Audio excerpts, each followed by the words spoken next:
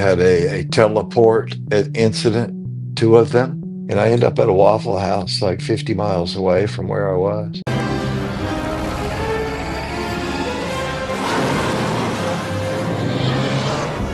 There we go. Now, all we need to do is find the Hogwarts Express. Ron, are you sure you know how to fly this? No problem.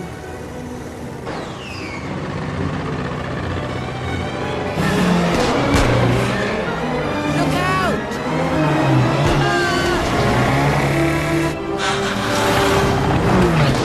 That man who is, yes, talking about teleporting to a Waffle House is Greg Phillips, and he now holds one of the most important jobs at FEMA, overseeing the Office of Response and Recovery. It was an incredibly frightening moment.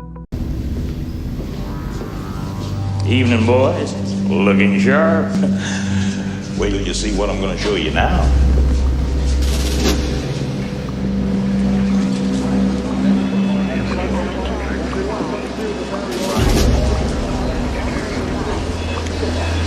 And here we got the brains of the whole operation.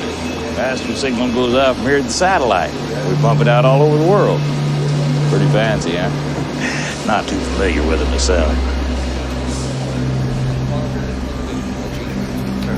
The Department of Defense announced today the Pentagon is moving forward with the stealth satellite program in space.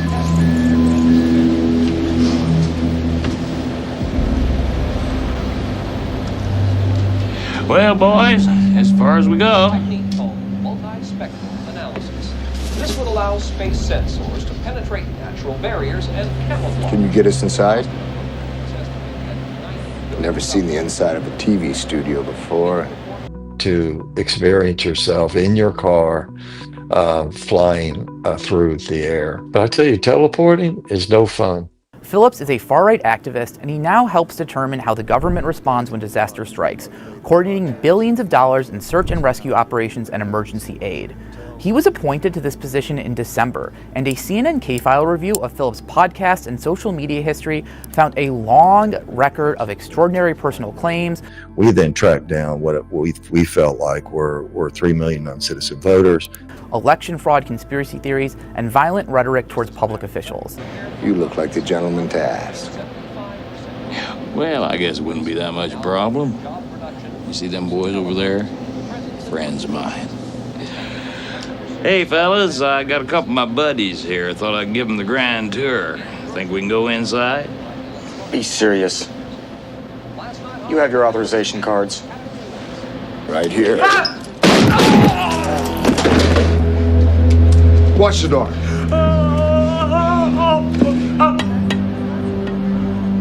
Soundproof. Where's that signal? It's up on the roof, I think. You said we know that 3 million illegally voted. Do you have the proof? Yes. Will you provide it? Yes. Can I have it? No. In January 2025, after Trump took office, Phillips was discussing a Trump executive order that targeted intelligence officials who had questioned the veracity of Hunter Biden's laptop before the 2020 election. Phillips said this: I'm going to find you. I'm going to track you down. I'm going to beat the living snot out of you. He then talked about former President Joe Biden. I would like to punch that in the mouth right now. He is a nasty, crappy human being, and he deserves to die, and I hope he does. Holly works in there. If she made it, maybe we can find her. Then we can go to the roof and break that signal. Wait, boys, wait. You're making a big mistake. You made the mistake. No, you gotta listen to me. I thought you boys understood. It's business. That's all it is. You still don't get it, do you, boys? There ain't no countries anymore. No more good guys. They're running the whole show. Phillips first rose to prominence promoting false claims of widespread voter fraud in the 2016 and 2020 elections. The unfounded claims were widely disputed by both courts and election officials. On multiple occasions, Phillips described migrants crossing the southern border as an invading force and urged people to arm themselves. The war is here. They want you dead. They've come here to kill you. They own everything. They can do whatever they want. What's wrong with having it good for a change? Now they're going to let us have it good if we just help them. They're going to leave us alone. Let us make some money. You can have a little taste of that good life too. Now I know you want it. Hell, everybody does. Be well armed. Take care of your family.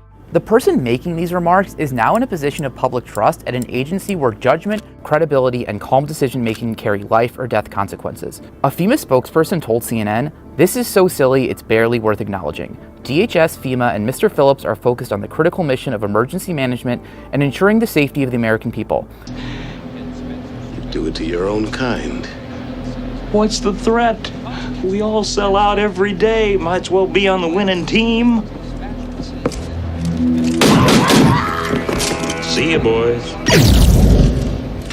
Many of the comments cited are taken out of context or represent personal, informal, jovial, and somewhat spiritual discussions made in the context of barely surviving cancer, in a private capacity prior to his current role. Ron, I should tell you, most muggles aren't accustomed to seeing a flying car. Right.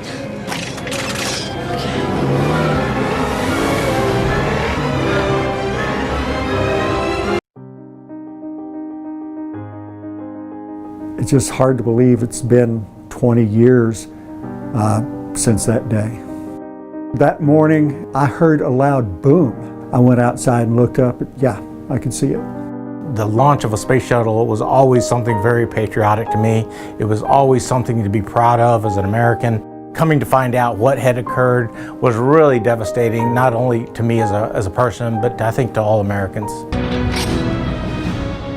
I saw your ship blow up. The ship? We would never end the ship. We designed the damn thing, didn't we? We were hidden in the first booster rocket to separate. Splashed down back in the Atlantic just as planned. We ain't going nowhere. FEMA has had a lot of practice working with other federal agencies on disasters. Yeah, no one's exciting us. The Autobots are staying right here. We're gonna help you win this war. They're surrounding the city to make a fortress, so that no one can see what they're up to inside. Our only chance is the element of surprise. I think I know where to look. We were coordinating the recovery efforts of the shuttle material. Most of the debris was between Texas and Louisiana. Really, everybody knew that there was a common mission, and that was to find as much of this debris as we possibly could, make sure we got it back, got it to NASA, so they could do investigations so that future space exploration could go on and we wouldn't have another accident like this and put other astronauts at risk. Astronauts are really, really good at making pictures in space that look like you've never left the planet. In fact, it's almost hard-pressed to tell whether you're in space or not in this picture. You know, we've got some fancy backdrops, I guess.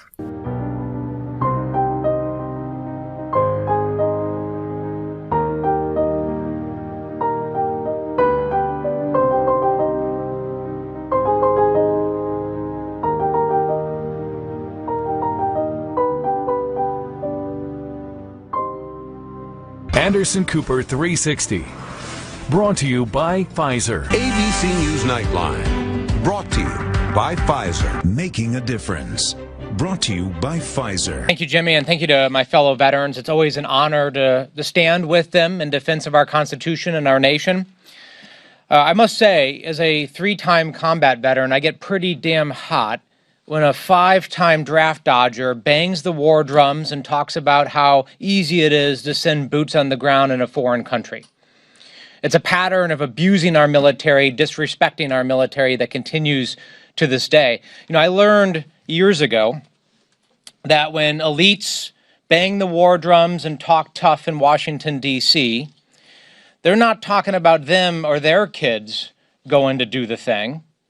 They're talking about kids like me, working class folks from around this country where I grew up that have to pick up a gun, jump into a helicopter or a tank and a ship and go do the hard work. And that's why I bristle when elites once more in this town are so cavalier about the use of American lives and American military power. Let's also be clear that our job as members of Congress is not to be cheerleaders.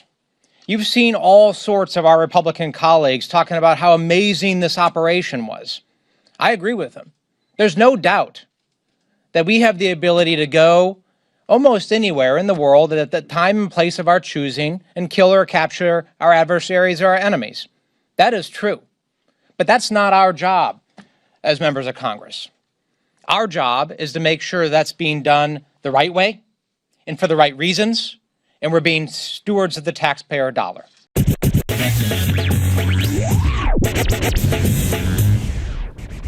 This is John McCain. I always usually give a caveat. I'm very hard on John McCain, and I think we need to be hard on John McCain for a variety of reasons, from his warmongering to Sarah Palin to his daughter. But that being said, this was a good shot he gave here against Donald Trump, and I say the more of this, the better. Why not? As long as it doesn't allow us to glorify George Bush's and John McCain's. They're awful. Or Bob Corker, for that matter. But in this context, to undermine Trump and to have a little bit of internal Republican heat, great. Go for it. Mass arrests, demonstrations, Chicago, that all of us can look back and see on C-SPAN.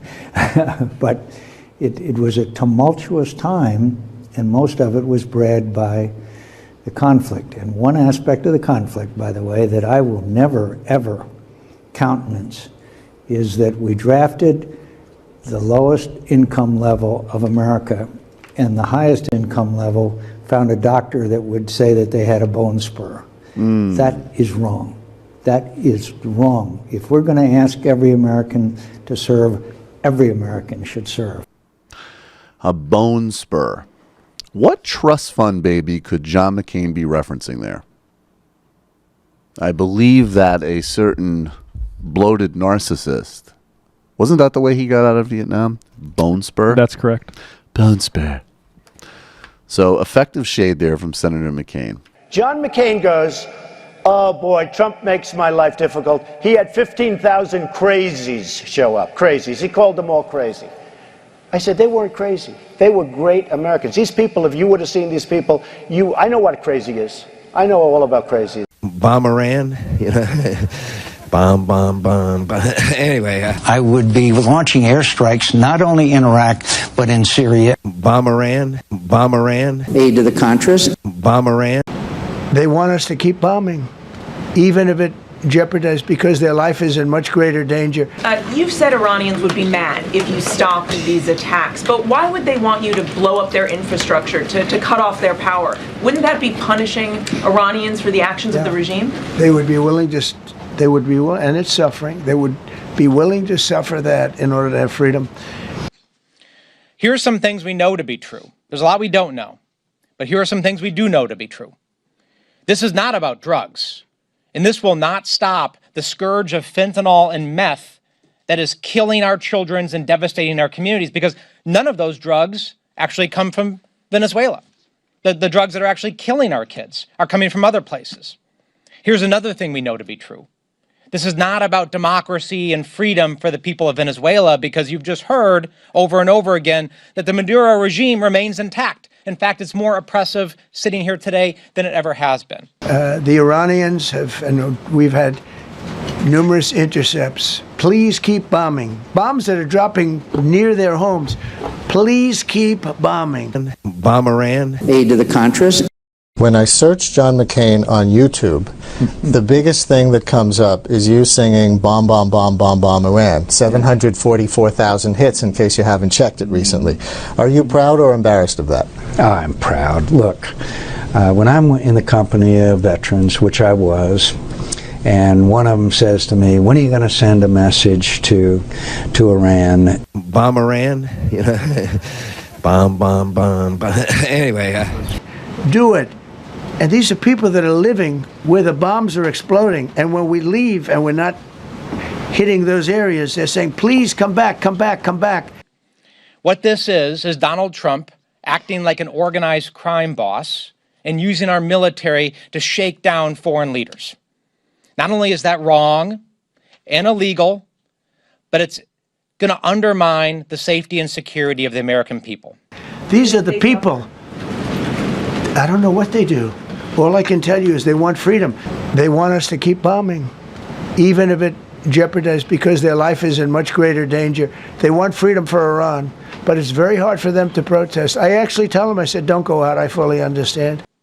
Because a smaller, weaker America with fewer friends means we have to go it alone. And when we go it alone, Americans have to suffer the consequences. That's what this is about. That's what we will continue to fight back against. That is what our duty and our oath compel. These weren't crazy. So he insulted me, and he insulted everybody in that room. And I said, somebody should run against John McCain, who has been, you know, in my opinion, not so hot. And I supported him. I supported him for president. I raised $1 million for him. It's a lot of money. I supported him. He lost. He let us down. But, you know, he lost. So I never liked him as much after that, because I don't like losers. But Frank, let me get to it. He hit me. He's not a war hero. He's a war hero. He's a war hero. 5.5 years. He's a war hero because he was captured. I like people that weren't captured, okay? I hate to tell you. We're going to go back. John, I'm going to throw this back to you now. President Yes. Trump has arrived. Thank you, Marianne Rafferty. President Trump is entering the Knesset building. Heavy, hearty handshakes. There he's greeting Steve Witkoff. I believe that was Steve Witkoff, who has been so very involved, the president's personal envoy, in making this day happen. Benjamin Netanyahu now, a handshake and a smile between those two. There have been some tense exchanges between them. President Trump was not happy that the Israelis launched an attack in Qatar, which took out much of the Hamas leadership. And the Israelis defended that, said it was necessary. And perhaps it's part of what led us to this day, a day that the Israeli hostages finally are being released. I like people that weren't captured, okay? I hate to tell you. But you might have a better view from where you are right now. But clearly he is being welcomed at the Knesset with highest honors. He will be receiving the Medal of Honor, which is the highest civilian award. Looking on is the Prime Minister of Israel. President Trump, in his traditional Sharpie and very recognizable handwriting, is writing what looks like a long message to the Israeli people, to the Israeli government. He's finishing up now, but we've started to receive some really emotional images from the released hostages. One of the most searing moments was seeing two twin brothers who have been held in separate locations. President Trump now holding up, it says, "This is my best." I'll let you read it, John. You can probably see it better than I can on our monitor here. But President Trump sending a very heartfelt message to the Israeli people. May have noticed some of the pharmaceutical names have moved up sharply in the last few minutes. We got some breaking news out of Washington on drug pricing. Eamon Javers has the details, perhaps filling us in on why we've seen this move. Eamon. Yeah, David, it is pharmaceutical related, and we don't have all the details right now. We're trying to solve a mystery in real time here, which is that the president has an event on his calendar at 11 a.m. just scheduled as an announcement. And the question is, what is that announcement? Well, our Angelica Peebles at CNBC has some reporting here from a source familiar saying that this announcement is pharmaceutical related. It's discounted prices in Medicaid, a 3-year reprieve on tariffs as long as the products are being built in the United States, and additional agreements with the United States. Now, the Washington Post is reporting just within the past couple of minutes that the president is going to announce an agreement with pharmaceutical giant Pfizer to voluntarily sell its medications through Medicaid at lower prices. And the White House confirms for me, guys, that this announcement will be pharmaceutical related. It is an individual company that is cutting a deal with the White House. And the White House, as of this moment, not confirming the name to me of that company, but the Washington Post reporting that it's Pfizer. And there you see the stock moving on that news from the Post. So we're going to work on some more details of what exactly is in this proposal. But for now, what we can tell you is that it's related to pharmaceutical pricing. It's an individual company. It's cutting a deal with the White House to lower prices across the board. And as you guys know, the president has made pharmaceutical pricing one of the goals of his presidency, to lower drug prices across the board. CNN Tonight, brought to you by Pfizer. Early Start, brought to you by Pfizer. Friday night on Aaron Burnett Out Front, brought to you by Pfizer. This Week with George Stephanopoulos is brought to you by Pfizer. This weather report brought to you by Pfizer. Today's countdown to the royal wedding is brought to you by Pfizer. And now a CBS Sports Update brought to you by Pfizer. Meet the Press Data Download, brought to you by Pfizer. This portion of CBS This Morning sponsored by Pfizer. On how to find the hidden sugars in the American family diet. Sponsored by Pfizer.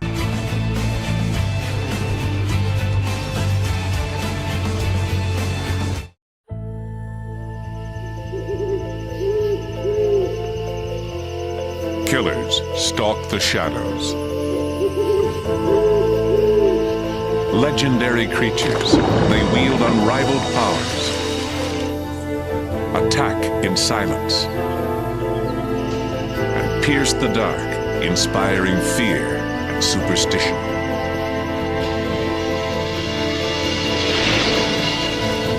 But now the mysteries surrounding these creatures are coming to light. They fiercely guard their secrets. These fearsome warriors are the owls. Death on the wing, champion hunters of the sky.